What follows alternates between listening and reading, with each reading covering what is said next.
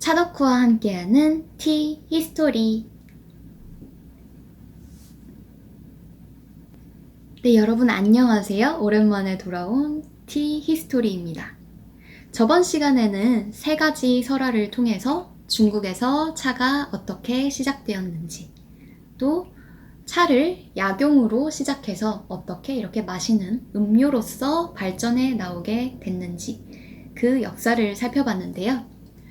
오늘은 중국, 일본, 그리고 우리나라 3개의 국가에서 차를 어떻게 받아들이고 또 각 나라에서 어떤 시대적 풍조에 따라 다른 모습으로 발전해 왔는지를 함께 살펴보도록 할게요. 자, 그럼 간단히 준비하시고 시작해 볼까요?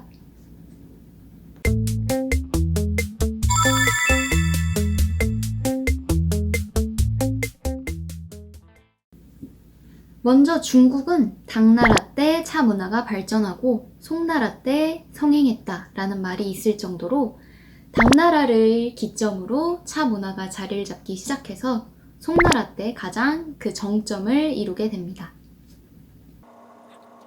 그래서 저번 시간에 말씀드렸듯이 당나라 때에는 유구라는 차성이라고도 불리는 성인이 다경이라는 책을 짓고 이를 통해서 사람들이 차를 마시는 방법에 대해서 배우고 또 이를 퍼뜨려 나가게 돼요. 이 시기에는 증차법이라고 해서 차를 쪄서 그 비린내를 없애는 방법이 유행을 했고요. 또 찐 차를 이렇게 동그랗게 형태로 뭉쳐서 보관을 하는 떡차 형태의 보존이 성행했다고 합니다. 그 이후에 송나라에 이르러서는 일상다반사라고 할 정도로 남녀노소 할 것 없이 다양한 사람들이 차를 쉽게 즐길 수 있었다고 해요. 어떻게 보면 하나의 생활 필수품으로 여겨지기 시작합니다. 이 시기에는 이렇게 동그랗게 말려서 보관하던 차를 잘 가루로 곱게 갈아서 말차 형태로 보존을 하기 시작하고요. 이렇게 곱게 갈아낸 차를 끓는 물에 타먹는 점차법이 유행하기 시작합니다. 이렇게 차를 끓는 물에 개어서 먹으려면 도자기가 필요하겠죠? 이렇게 도자기의 발전을 가져오는 계기가 되면서 고려와의 무역이 활발해지는 계기가 되기도 합니다. 이 시대에는 차를 재배하는 것, 그리고 왔다 갔다 교역을 하는 것에서 세금을 걷어들이면서 정부 재정의 4분의 1이 차에서 나올 정도로 굉장히 차 문화가 삶에 녹아있는 것 중에 하나였다고 해요. 한편 명나라에 이르러서는 주원장이라고 하는 사람이 이제 원나라를 멸망시키고 나서 건국을 하게 되는데요.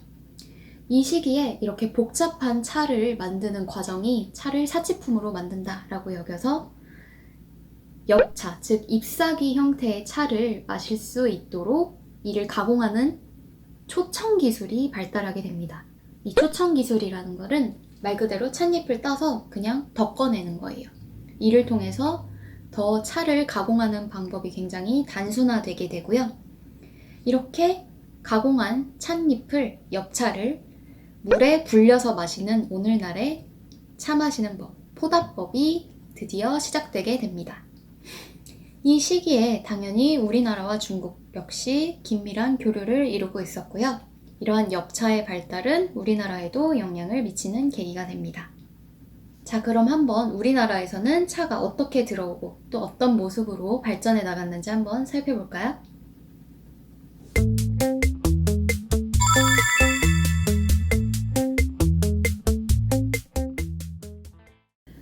한국의 차가 어떻게 들어오게 됐는지는 크게 2가지 역사적 기록을 통해서 볼 수가 있는데요.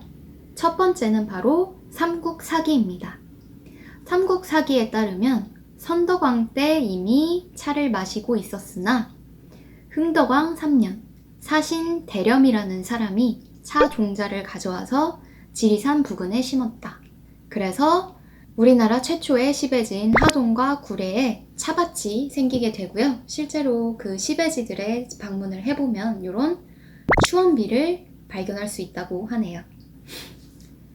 다음으로 2번째 기록, 삼국유사를 살펴보면요. 삼국유사 가락곡기에 가야국에 대한 기록이 있습니다.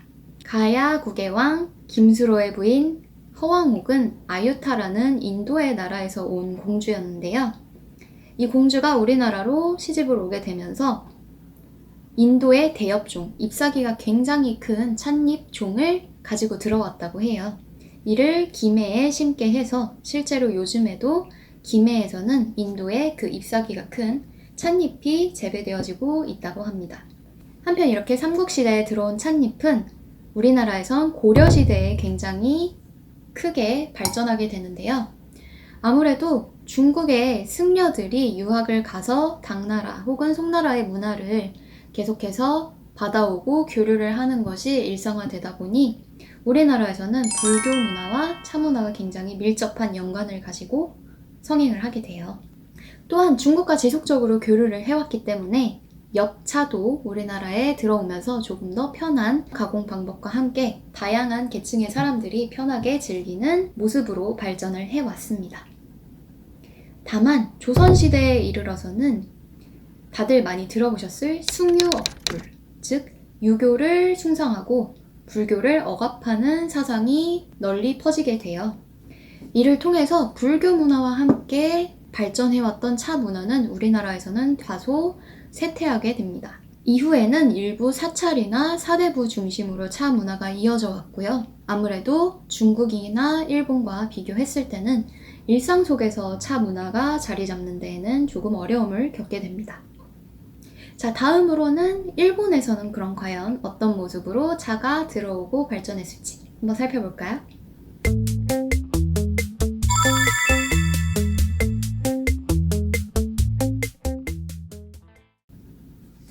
자, 마지막으로 일본에서의 차의 발전을 살펴보면 일본에서는 헤이안 시대, 당나라에서 차 문화를 들여와서 그대로 답습하기 시작해요.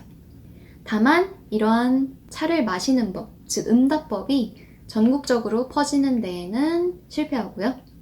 가마쿠라 시대에 이르러서 송나라와 교류를 하게 되면서 스님들이 직접 들여온 차의 종자를 오늘날에도 굉장히 유명한 차배지, 교토와 규슈에 심으면서 차를 직접 재배하게 됩니다. 그 이후에 무로마치 시대에 이르러서는 차잎을 건조시켜서 갈아서 마시는 말차법이 드디어 유행을 하게 되고요. 일본에서는 차를 자신을 닦는 수행의 하나로 차도라는 형태로 유행을 하게 됩니다. 그 이후에 모모야마 시대에 이르러서는 정치가들이 이러한 차 문화를 보호함에 따라서 이와 함께 차 문화가 크게 성행하게 됩니다.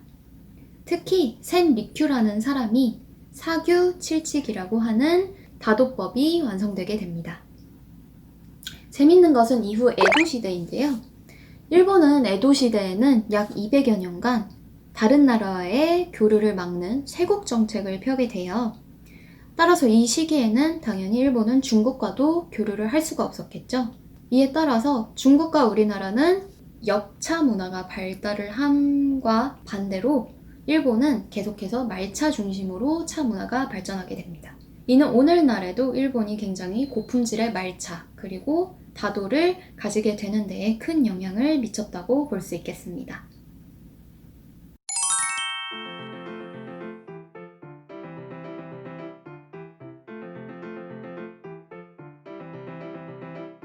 자, 여러분 이렇게 해서 오늘은 중국, 한국, 일본 세 국가가 각기 다른 형태로 문화적, 역사적, 그리고 사회적, 종교적 영향을 받으면서 각기 다른 모습으로 차 문화를 발전시켜오는 모습을 살펴보셨는데요.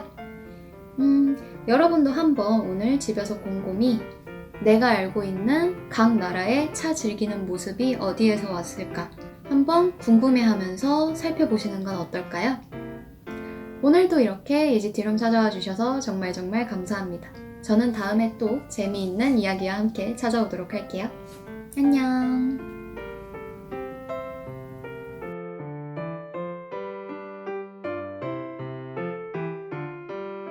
구독과 좋아요, 댓글과 알림 설정은 사랑입니다. 잊지 말고 꼭꼭 누르고 또 놀러오세요.